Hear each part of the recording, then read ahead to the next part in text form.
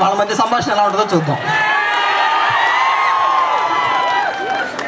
ముందు కళా చిదంబరం గారు క్లాస్కి లేటుగా వస్తున్నారు. ఆయన ఎలా సమాధానం చెప్తున్నారో చూద్దాం. మే గమని మాతాను, మే గమనండి. అయ్యా చిదంబరం, నీకు ఎన్ని గంటలకి క్లాసు?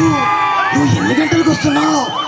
మాతాను, నా గురించి మీకు తెలుసు కదా, నాకు లైట్ లెఫ్ట్ లైట్. ఇవాళ కాలేజీకి వద్దామని చెప్పి క్లాక్ డౌన్ దగ్గర ఆటో ఎక్కాను. కానీ ఎంతసేపుడికి ఆటో రాబోతుంటే ఆటో అని అడిగాను, బాపట్ల ఇంజనీరింగ్ కాలేజ్ ప్యాకెట్లో అటానమస్ ఇంకా రావట్లేదు ఏంటని. అప్పుడు ఆటో వాడు చెప్పాడు, ఇది వెళ్ళేది అటానమస్ కాదు అప్పికెట్లని. అప్పుడే తెలిసింది నాకు, నేను ఆటో ఇటుపక్క ఎక్కేసానని. నువ్వు రోజు ఇదే విధంగా ఏదో చెప్తున్నావు.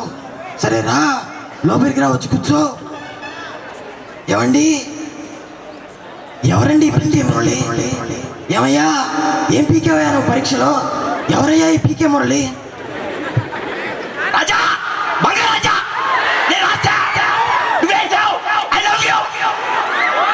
రాజా, నువ్వు సున్నాయి నేను ఫీల్ అవును, కానీ అమ్మాయిల ముందర వస్తానండి రాజా.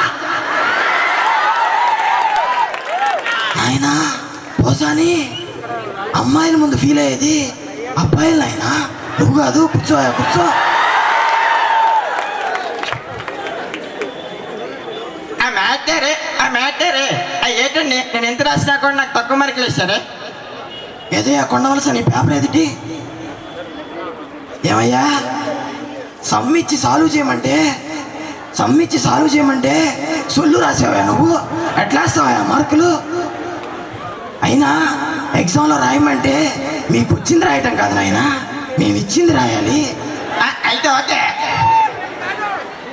ఏంటండి చంద్రబాబు గారు అలా చూస్తున్నారేంటి?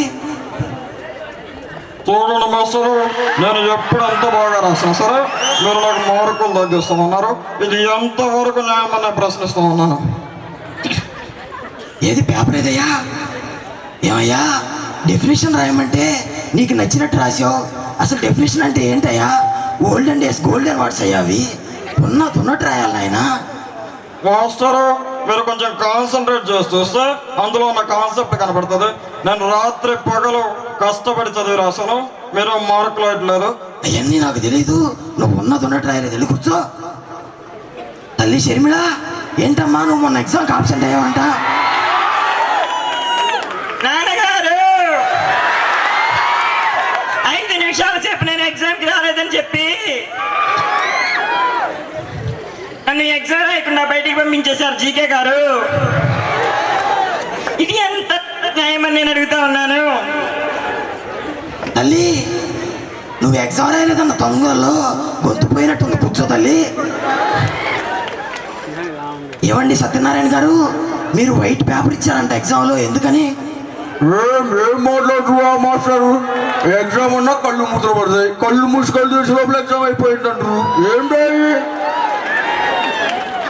సరేనండి, ఇక నుంచి మీకోసం పరుపులు వేపిస్తాము ఎగ్జామ్ హాల్లో. మీకు నచ్చినప్పుడు రాదు కానీ కూర్చోండి.